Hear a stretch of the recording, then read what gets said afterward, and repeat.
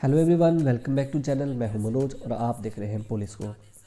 आज के इस सेशन में हम समझेंगे जस्टिस इन पॉलिटिकल थ्योरी, यानी न्याय क्या है, इसके टाइप्स क्या हैं एंड अलग अलग थिंकर्स जो है जस्टिस को किस तरह से डिफाइन करते हैं, उसको किस नज़र से देखते हैं। जस्टिस का मतलब सिर्फ कोर्ट का वर्डिक्ट नहीं होता, कभी कभी कानून के अंदर भी इनजस्टिस होती है और कभी हमें कानून के दायरे के बाहर भी जस्टिस मिल जाती है। जब जब हम जस्टिस या न्याय की बात करते हैं तो हम एक्चुअली में ये क्वेश्चन पूछ रहे होते हैं कि किस बेसिस पर जो है अथॉरिटीज़ लेजिटिमेट है, या इनइक्वालिटी को कब तक जस्टिफाई माना जाए, कब तक उसको सही ठहराया जाए, या फिर स्टेट को कहाँ तक इंटरफेरेंस करनी चाहिए। जस्टिस ओरिजिनली ग्रीक फिलोसफी का एक कंसेप्ट है जिसका मीनिंग है मोरल ऑर्डर एंड बैलेंस, जो ग्रीक वर्ड डाइक एंड डाइकोस्यून से बना है। डाइक जिसका मीनिंग है अलॉटेड रोल्स एंड डाइकोस्यून जिसका मीनिंग है वर्चूज़ या फिर जस्टिस। मीन सोसाइटी में हर कोई अपना अपना काम करे। जो अलॉटेड रोल्स प्रोवाइड किए गए सोसाइटी में, फार्मर है तो फार्मिंग करे, सोल्जर्स है तो वो सिक्योरिटी का काम करे, राजा है वो शासन करे, सत्ता संभाले, तो सब कोई अपना अपना काम करे दूसरे के काम में इंटरफेरेंस किए बिना। सो यही जस्टिस है इस डाइक एंड डाइकोस्यून के अकॉर्डिंग। सो इन पॉलिटिकल कंटेक्स्ट में हम जानते हैं कि जस्टिस का मतलब क्या रहेगा। फेयरनेस होना चाहिए, इक्वालिटी होगा, मोरल जो है वो लेजिटिमेसी होनी चाहिए, लोग उसको एक्सेप्ट करें मोरली। तो justice means fair distribution of rights and duties. अगर हम इन सिंपल वर्ड्स में बात करें तो जस्टिस का मतलब होगा फेयर डिस्ट्रीब्यूशन हो रहा है रिसोर्सेज का, सभी को इक्वल जो है वो रिसोर्सेज पहुंच है, उनके पास में इक्वली पहुंच रहे हैं। एंड पावर एंड जो अपने राइट्स एंड ड्यूटीज़ है उसको भी इक्वली सभी में बांटा गया है, सभी के इक्वल राइट्स है और उनकी उस राइट्स के अकॉर्डिंग ही उनकी ड्यूटीज़ भी हैं। सिर्फ पावर सिर्फ बिना जस्टिस के किसका काम करेगी? ऑपरेशन का। आप पावर है आपके पास में लेकिन जस्टिस नहीं दिला पा रहे तो ये ऑपरेशन है।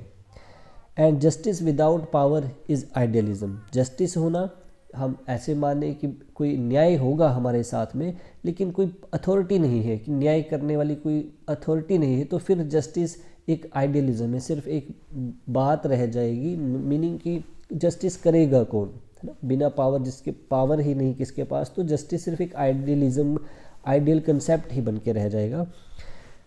सो जस्टिस को अलग अलग थिंकर जो है वो अपने पर्सपेक्टिव से डिफ़ाइन करते हैं। जैसे क्लासिकल फाउंडेशन में ऑर्डर्स एंड वर्चूज़ की बात की गई जस्टिस को डिफ़ाइन करने के लिए, जैसे प्लेटोस। तो प्लेटो कहते हैं कि जस्टिस एज ऑर्गेनिक ऑर्डर है, ये तो एक ऑर्डर है systematic. Like in human being की अगर बात करें, ये जस्टिस को थ्री वेज में समझाने की कोशिश करते हैं। In human means the Saul, human की बात करें, ह्यूमन बॉडी में जस्टिस किस तरह से होगा। Justice balance of reason, Plato के अकॉर्डिंग जस्टिस क्या है? Balance of reasons, spirit and desires. Reasons means हमारी बुद्धि की, इसको 3 पार्ट में डिवाइड किया इन्होंने, reason, spirit and desires. Reason जहाँ जो हमारी तार्किक शक्ति है, हमारा माइंड जो बुद्धि है हमारी, उसको ये रीज़न है। स्पिरिट की हमारा जज्बा, हौसला है ना, ये स्पिरिट है। एंड डिज़ायर्स की हमारे हंगर, मनी, प्लेजर, ये हमारी डिज़ायर्स है। तो प्लेटो बोलते हैं कि जस्टिस तभी होगा जब रीज़न इन दोनों को कंट्रोल करे, स्पिरिट एंड डिज़ायर को। हमारा माइंड हमारी स्पिरिट को, हमारे हौसले को, हमारे जज्बे को, हमारी जो क्षमता है उसको, एंड हमारी जो डिज़ायर्स है उनको कंट्रोल करे माइंड, ना कि ये कोई इनको माइंड को कंट्रोल करे। तो ह्यूमन बॉडी में जस्टिस कब होगा? जब हम अपने दिमाग से कुछ सोच समझ के जो है अपने आप को अपने डिसीजंस को कंट्रोल कर सके, अपनी जो थिंकिंग है उसको कंट्रोल कर सके, हमारे जो विचार आ रहे हैं, हमारे जो गुस्सा है, इमोशंस है, उनको कंट्रोल कर पाए। That is the justice in the Saul, means in the human body. And state में जस्टिस कैसे होगा? Each class doing its own job. State में जस्टिस तब होगा जब हर क्लास अपना अपना काम करे।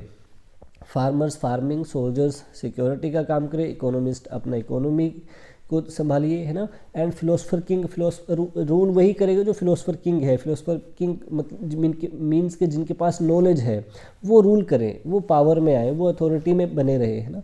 ये तभी बोलते हैं कि जस्टिस होगा, सब अपना अपना काम करे एंड किसी के काम में इंटरफेरेंस ना करे, दैट इज़ द जस्टिस। लेकिन इसके कुछ ना फ्लोज हैं, कुछ इसमें डिस्प्यूट्स रह जाते हैं कि ये सिर्फ प्रायोरिटाइज करते हैं ऑर्डर ओवर फ्रीडम।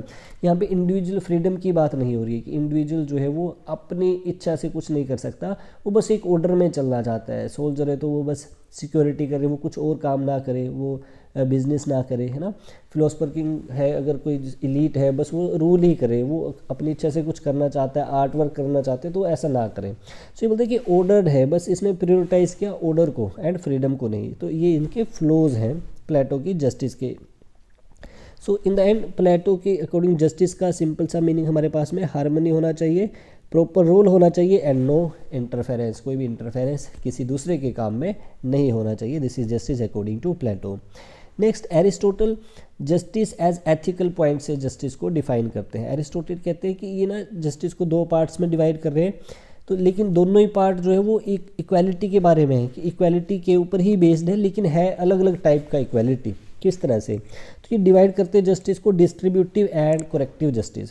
डिस्ट्रीब्यूटिव क्या है, giving equal to equal, it is merit based. Okay, कि जो जितना करेगा उसको उतना मिलेगा, सिंपल सा है ना। लोगों को जो बेनिफिट मिलते हैं वो उसके मेरिट के अकॉर्डिंग होनी चाहिए, उनकी कंट्रीब्यूशन, उनका रोल क्या रहा उस काम को करने में, उसके अकॉर्डिंग होने चाहिए। फॉर एग्जांपल अगर हमारे पास मान लीजिए कोई 3 स्टूडेंट्स हैं ABC एंड उनको कोई प्रोजेक्ट दिया गया और प्रोजेक्ट में A का कंट्रीब्यूशन ज़्यादा है, उसने दिन रात मेहनत की है, हार्ड वर्क किया उसने, एंड B ने उससे कम किया और C ने बस कभी कभी आया प्रोजेक्ट में शामिल हुआ है, मतलब उसका कोई ज़्यादा रोल नहीं है।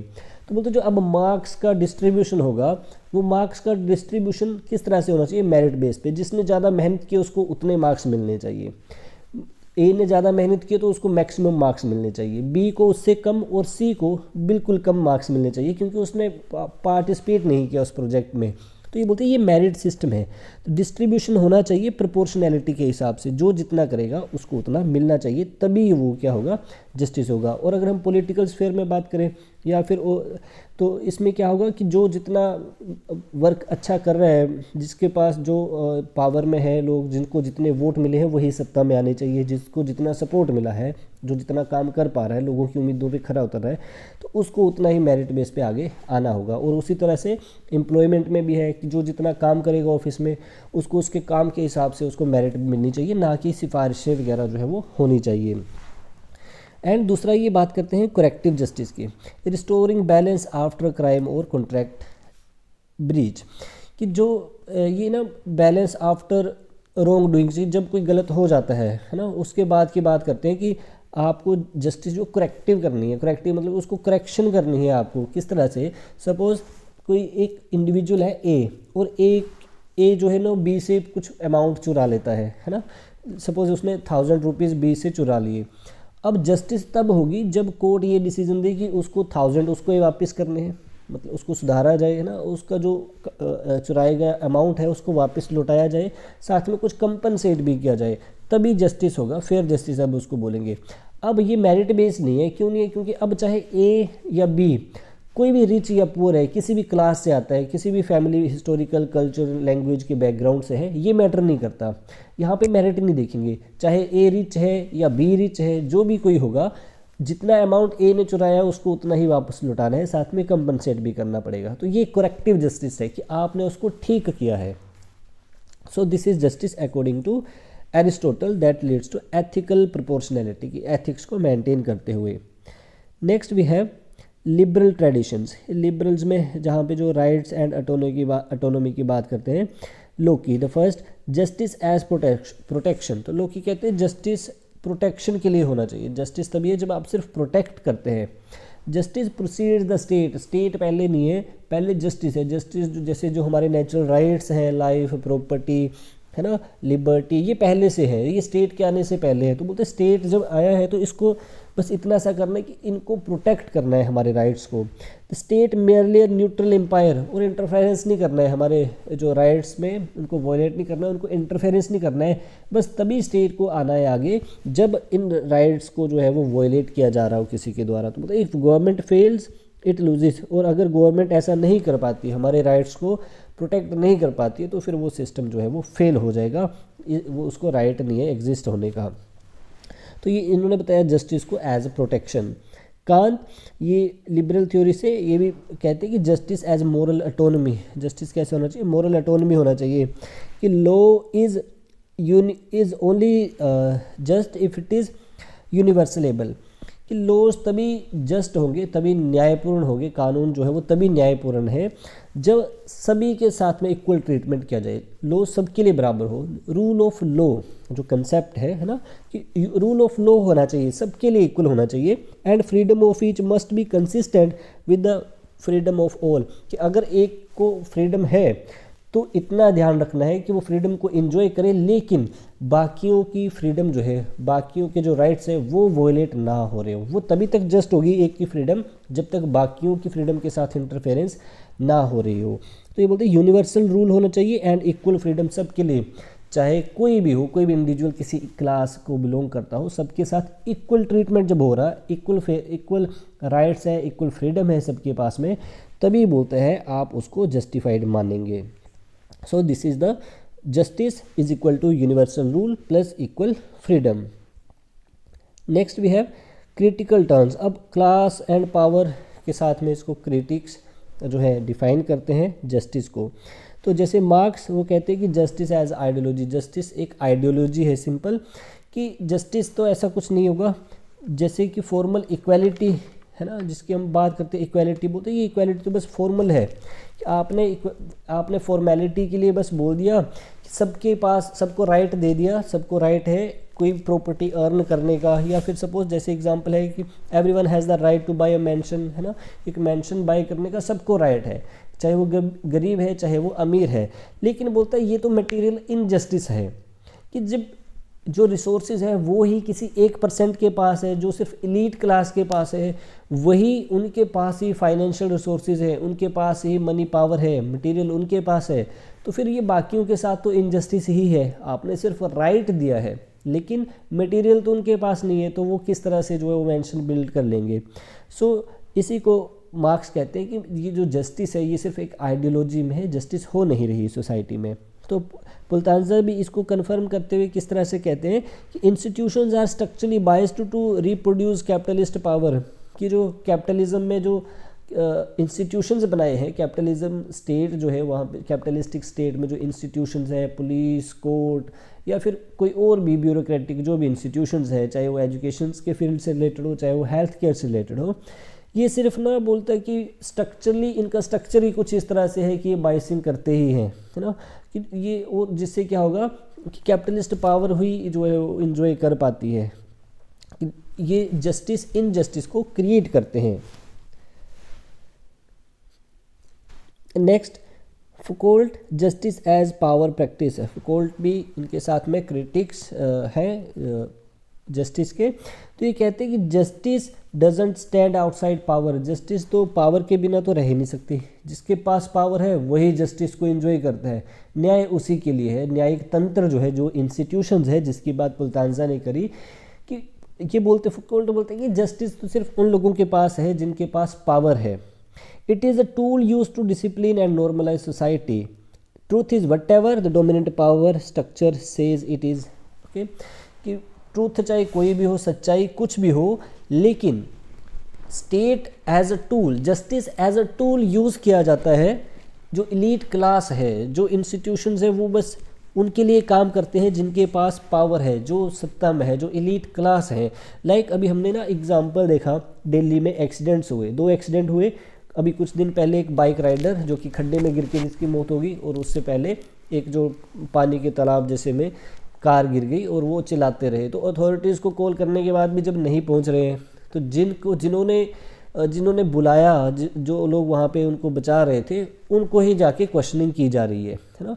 और जो एक्सीडेंट का कारण बना, उसमें जो अभी खड्डे में गिर के जिस लड़के की मौत होगी, उसके बाद क्या हुआ, जो बड़े कॉन्ट्रैक्टर्स हैं, जो ब्यूरोक्रेसी है, जो इंस्टीट्यूशंस है वहाँ के जो भी उसको संभालते हैं, है ना, म्यूनसिपैलिटी को संभालते हैं, म्यूनसिपैलिटी कमिश्नर्स हैं या जो भी अथॉरिटीज़ के लीडर हैं, उनको पूछने की बजाय आप उस मज़दूर को लेके जा रहे हैं। तो उसमें ना मज़दूर को क्या किया, पुलिस स्टेशन लेके, है ना, अब उसको उसका क्या कसूर उसमें कि जब आप उसको लेके जा रहे हैं। तो बोलते हैं कि जो अथॉरिटीज़ हैं, जो इंस्टीट्यूशंस हैं, ये इसी बात को जस्टिफाई करता है कि जो जिसके पास पावर है ना वो बच जाते हैं, वो जस्टिस का अलग मीनिंग निकलता है। एंड जहाँ पे अभी एक और एक्सीडेंट, जहाँ पे एक रिच फैमिली के बेटे ने क्या किया, एक्सीडेंट में जो था कुछ लोगों की मौत हो गई। तो जब लोगों ने उनको रोका, उसको पकड़ा, तो वही ड्राइव कर रहा है जिसको सीसीटीवी में भी सामने है, लोग वीडियोस भी बना रहे हैं कि उसको जो उसके बाउंसर्स गाड़ी से निकाल रहे हैं। लेकिन कोर्ट में और पुलिस स्टेशन में क्या एफआईआर रजिस्टर होती है, अगेंस्ट अननोन पर्सन।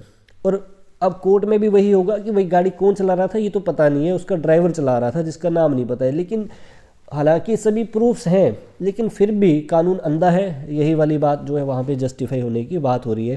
तो इस तरह के सिस्टम को ये जस्टिफाई कर रहा है फुकोल्ट। इन चीज़ों को आज जो प्रेजेंट में हम देखते हैं अपने आसपास में, ये उसको जस्टिफाई करता है कि भाई जो इंस्टीट्यूशन है वो जिनके पास पावर है ना, बस उसके लिए ही काम कर रहा है। तो इस तरह से जो है फुकोल्ट, मार्क्स एंड पुलतांजा जो है वो जस्टिस को क्रिटिसाइज करते हैं। नेक्स्ट, रोल्स वर्सेस नोज़िया की ग्रेट डिबेट। इस ग्रेट डिबेट में क्या है कि रोल्स जो है वो जस्टिस को फेयरनेस मानते हैं। अपनी एक book a theory of justice in 1971 में इनके द्वारा पब्लिश की गई। एंड ये कहते हैं जस्टिस एज अ फेयरनेस, जिसमें जस्टिस को बताते हैं कि जस्टिस का मतलब है फेयरनेस होना, सभी के लिए फेयर होना, बराबर होना। एंड नोजिक जो कि जिनकी बुक है एनार्की स्टेट एंड यूटोपिया, जो पब्लिश होती है 1974 में, ये क्रिटिसाइज़ करते हैं, उसमें आर्ग्यू करते हैं जो इनका ये फेयरनेस वाला सिस्टम है रोल्स का, इसके अगेंस्ट ये जो है वो बात करते हैं, इसके साथ इनको आर्ग्यू करते हैं नोजेक अपनी book anarchy state and utopia में। तो याद रखना है, फेयरनेस का जो टूल है दिया गया रोल्स के द्वारा, एंड नोजेक जो है वो देते हैं टूल जस्टिस को एज अ फ्रीडम मानते हैं। अब इन दोनों को हम देखते हैं कि क्या है। तो रोल्स के अकॉर्डिंग फेयरनेस कैसे होगा, मेथड क्या होगा फेयरनेस का, जस्टिस का मेथड क्या होगा। तो ये बोलते हैं व्हील ऑफ इग्नोरेंस की इन्होंने बात करी है। Wheel of ignorance mean choose rule without knowing your social status, कि आप ना कोई एक स्टेट बनाना चाहते हैं सपोज, और जब आप स्टेट बना रहे हैं तो आप वहाँ पे क्लास, फाइनेंसेस, एजुकेशन, लैंग्वेज, कोई टैलेंटेड है या नहीं है, आप ये सब नहीं देख रहे। आपने जो भी रूल्स, जो भी पॉलिसी लेके आए, इन बिना ये सब कुछ जाने, मीन इग्नोर किया आपने ये सब कुछ को, है ना। फैमिली स्ट्रक्चर कैसा है, हिस्टोरिकल बैकग्राउंड कैसा है, आपने ये कुछ नहीं जाना स्टेट बनाने से पहले या फिर वो पॉलिसीज़ लेके आने से पहले। तो बोलते हैं यही जो है वो जस्टिस होगा, जब आप सभी को इक्वल ट्रीट कर रहे हैं।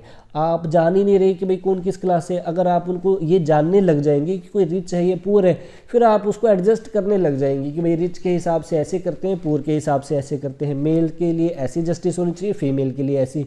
पर आप कुछ नहीं देख रहे, आप इग्नोर कर रहे हैं इन सारी चीज़ों को, पॉलिसी मेकिंग में इन सबको इग्नोर कर रहे हैं। So that is the fairness according to rules. तो ये बोलते हैं डिफरेंस प्रिंसिपल, कोर आइडिया क्या है इनका, डिफरेंस प्रिंसिपल, कि inequality is okay if it helps the poor, कि अगर आप स्टेट में इनक्वालिटी है स्टेट में, जैसे हमने बात करी कि इग्नोरेंस है, सभी आप कास्ट, जेंडर, रिलीजन, लैंग्वेज किसी को भी नहीं देख रहे, आप बिना उसके जो है वो उनको चेक किए पॉलिसी बना रहे हैं, तो डेफिनेटली वहाँ पे इनक्वालिटी होगी, रिच और पुअर के साथ में इनक्वालिटी है।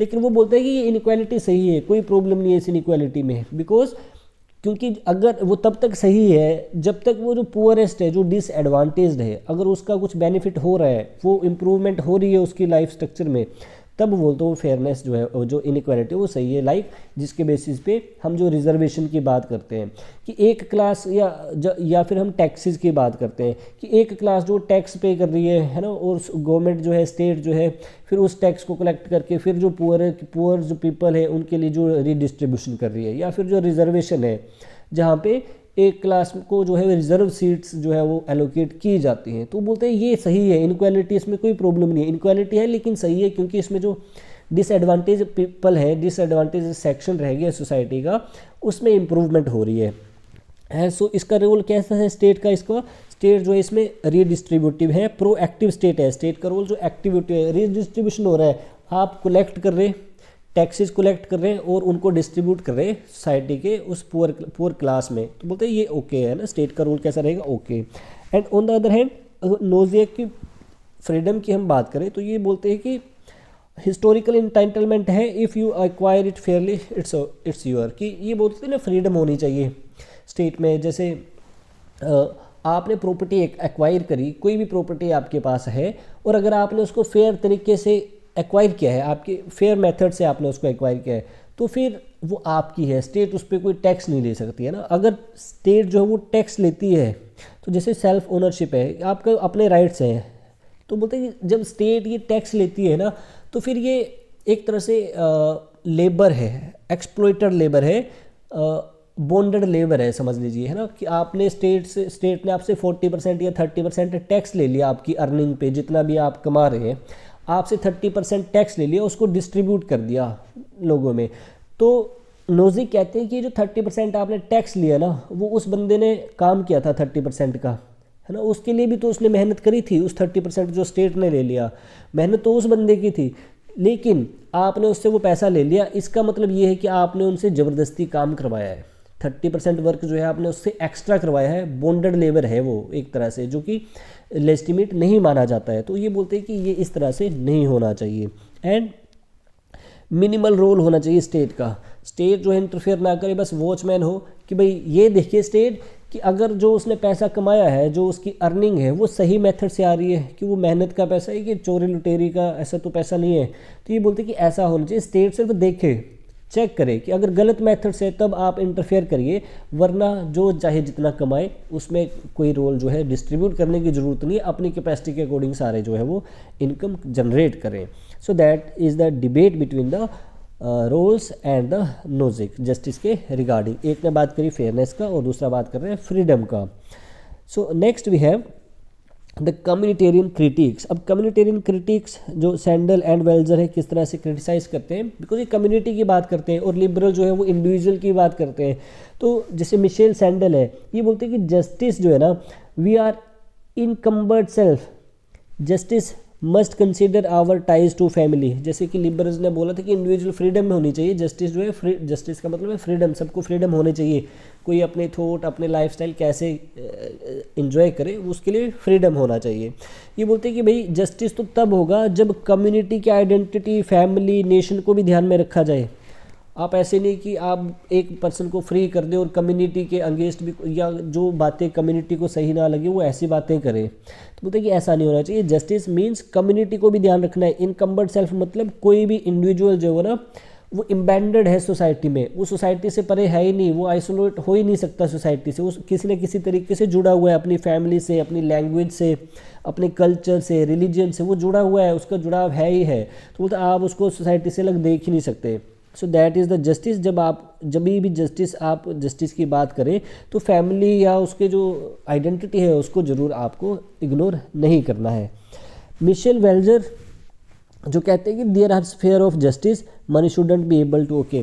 तो मिशेल जस्टिस ना सोसाइटी को अलग अलग एरियाज़ में, यानी कि स्फेयर्स में डिवाइड मानते हैं, कि ये डिवाइडेड है स्फेयर्स में। स्फेयर जैसे कि पॉलिटिकल स्फेयर है, मार्केट स्फेयर, हेल्थ स्फेयर है, या नॉलेज स्फेयर जिसमें एजुकेशन है, हेल्थ स्फेयर में hospitals and doctors, market sphere में मनी की बात हो रही है, पॉलिटिकल स्फेयर में पॉलिटिकल पावर है।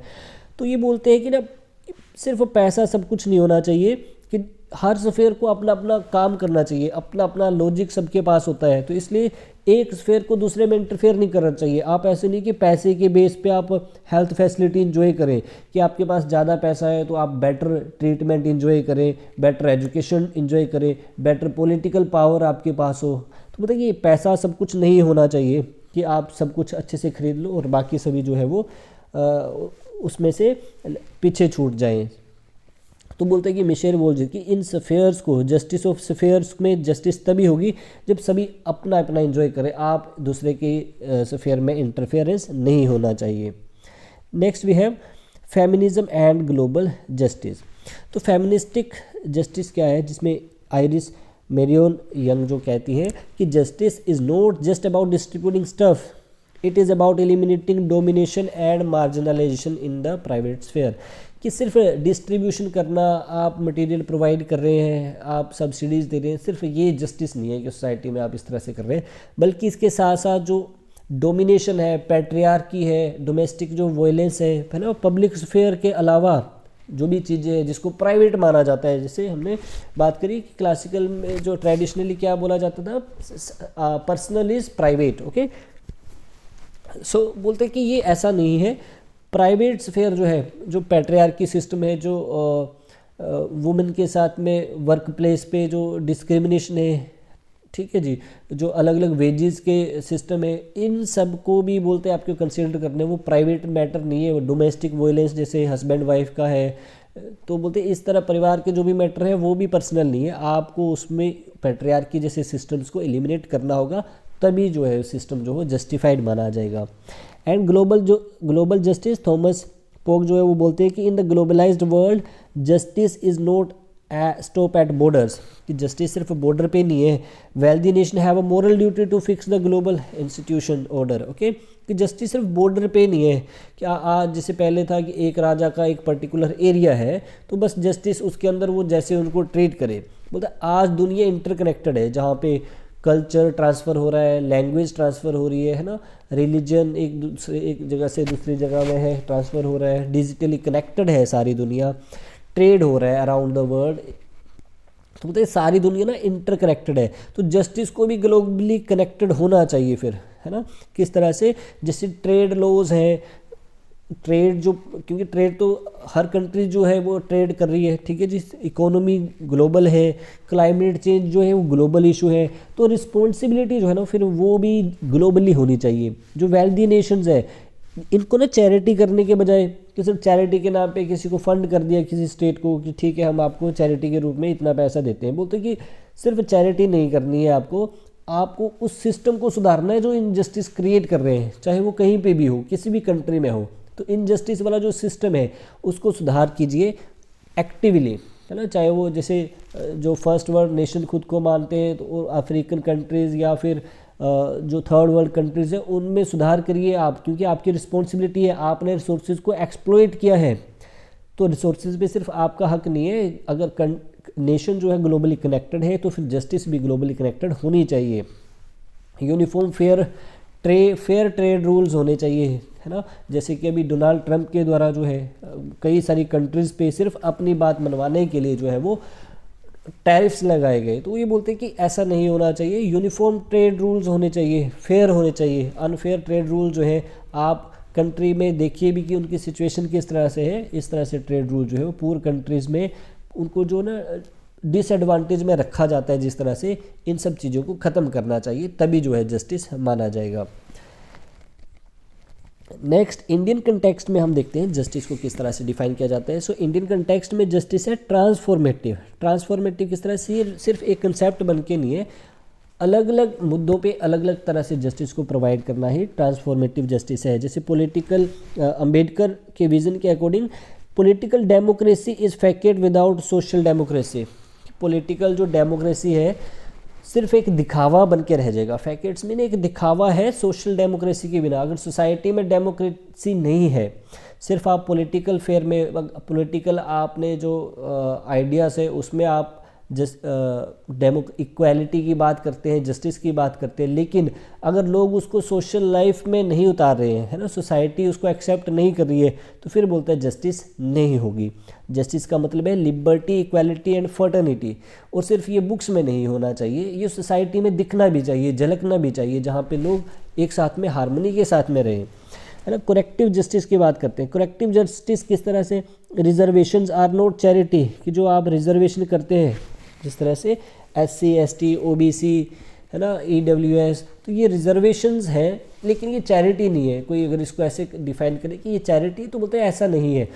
ये रोल्स का जो आइडिया था और अंबेडकर का जो आइडिया है उनका एक टूल है सोसाइटी में इक्वालिटी लाने का, जस्टिस लाने का, कि उनके साथ भी जस्टिस हो पाए, उनको भी इक्वल अपॉर्चुनिटी मिल पाए। इसके लिए बोलते हैं इनक्वालिटी ओके है, इनक्वालिटी में कोई प्रॉब्लम नहीं है, अगर जो डिसएडवांटेज सेक्शन है उसको अपलिफ्ट किया जाना है। तो PIL एक्सटेंडेड फॉर्म है, तो जैसे expanding the locus standi so that poor can actually reach the justice. तो PL ट्रांसफॉर्मेटिव इस तरह से कि PL लाया गया कि लोकस टेंडी का मीनिंग कि who has the legal authority to reach the court, है ना, कि किसके पास लीगल अथॉरिटी है, कोर्ट कौन तक जा सकता है। जैसे पहले जो ट्रेडिशनल व्यू था उसमें क्या था कि जो विक्टिम है, सिर्फ जिसके साथ कुछ गलत हुआ है वही कोर्ट जा सकता है, उसके बिहाफ पे कोई दूसरा नहीं जाएगा कोर्ट में, है ना। लेकिन इसको एक्सटेंड किया गया because in our society there are many sections, okay, जहाँ पे रिच पुअर है, तो ट्राइबल कम्युनिटी है, अनपढ़ लोग हैं, जो बैकवर्ड क्लासेस के कुछ लोग हैं जिनके पास उतने रिसोर्सेज नहीं है, जो पढ़े लिखे नहीं है ना, चाहे वो किसी भी क्लास से हो। तो बोलते हैं कि अगर इस तरह से है तो फिर वो लोग जो कोर्ट की प्रोसीडिंग्स हैं उसको समझ नहीं पाते, कोर्ट में लैंग्वेज क्या है, या उनके पास जो है लॉयर को हायर करने के जो पैसा उसको देना है वो उनके पास में नहीं है, तो फिर वो तो जा नहीं सकते, तो फिर जस्टिस उनको मिलेगी कैसे जब वो कोर्ट पहुंच ही नहीं रहे हैं। तो ये बोलते हैं कि इसको एक्सटेंड किया गया पीआईएल के थ्रू, कि पीआईएल जो है वो इंडियन कंटेक्स्ट में इंट्रोड्यूस किया गया, जिसका मतलब ये है कि विक्टिम के पक्ष में कोई भी व्यक्ति, कोई भी एनजीओज हो सकते हैं, कोई इंडिविजुअल हो सकता है, सोशल एक्टिविस्ट हो गया, या फिर कोई और जो भी चाहता है कि भाई इसको जस्टिस मिले, जो वो व्यक्ति जो है वो पीआईएल दायर कर सकता है, मतलब उसके बिहाफ पे कोर्ट जा सकता है, उसके बिहाफ पे प्रोसीडिंग्स कर सकता है। सो दैट इज़ द पीआईएल। तो ये क्या है, जस्टिफिकेशन का, जस्टिस प्रोवाइड करने का एक टूल है ताकि सभी को जस्टिस जो है वो मिल सके, न्याय सभी को मिल सके। एंड लास्ट में हम देखते हैं टाइप्स क्या है थ्योरेटिकल जस्टिस में। सो प्रोसीजरल जस्टिस, जहाँ पे फेयर प्रोसेस होना चाहिए, रूल्स रेगुलेशन के थ्रू जो है वो, प्रोसीडिंग्स के थ्रू जो है वो, लॉज के थ्रू जो है वो जस्टिस प्रोवाइड की जाए। सब्सटेंसिव जस्टिस है जहाँ पे हम फेयर आउटकम की बात करते हैं कि आपने जो कुछ भी किया, आप सब्सिडीज़ वाला लेके आए, रिजर्वेशन सिस्टम लेके आए, तो क्या आउटकम क्या निकली है, क्या सोसाइटी में इनजस्टिस इनइक्वालिटी ख़त्म हुआ कि नहीं हुआ, ये इसकी बात करते हैं कि सब्सटेंसिव जस्टिस होना चाहिए।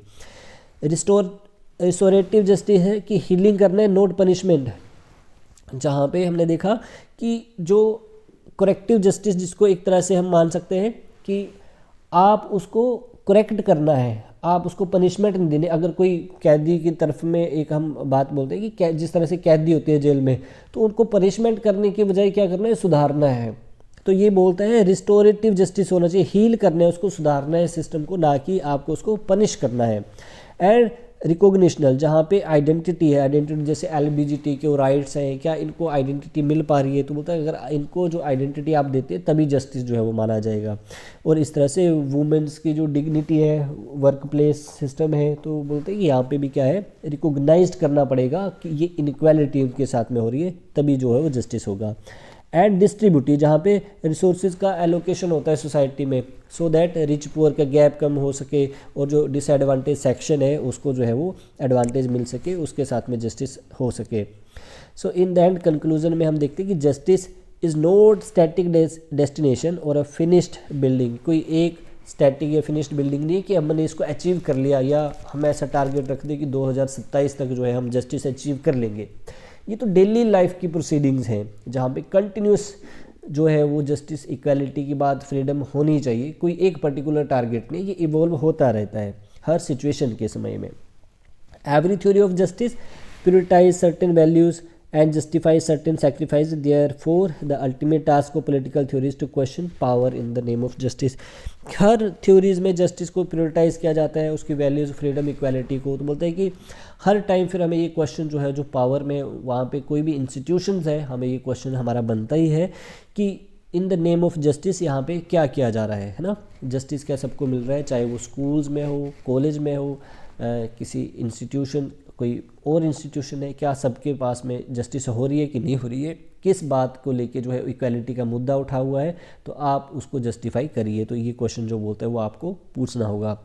तो society is not judged by how it treats, in the end हम ये बोलते हैं कि सोसाइटी, वो सोसाइटी जो किस तरह से लोगों के साथ ट्रीट करती है, how it treats the powerful, but by how it treat those who least the power, कि सोसाइटी को इस बेस पे, स्टेट को इस बेस पे जज नहीं करना है कि वो पावरफुल के साथ में कैसे ट्रीट करती है, उनकी आवभगत कैसे करती है, बल्कि ये देखना है किसी भी सोसाइटी को जज करते हुए, किसी भी स्टेट को जज करते हुए, कि वो अपनी जो मार्जिनाइज्ड सेक्शन है, जो पुअर सेक्शन है, जो डिसएडवांटेज सेक्शन है, उनके साथ में कैसी ट्रीटमेंट हो रही है, तभी जो है हम उसको जस्टिफाइड जो है वो कर पाएंगे, जस्टिस कर पाएंगे। आज के इस सेक्शन में इतना ही। अगर आपको वीडियो इन्फॉर्मेटिव लगा हो, यूज़फुल लगा हो, तो वीडियो को लाइक शेयर करें एंड चैनल को सब्सक्राइब करें। मिलते हैं नेक्स्ट टॉपिक के साथ में, तब तक के लिए हैव अ गुड डे।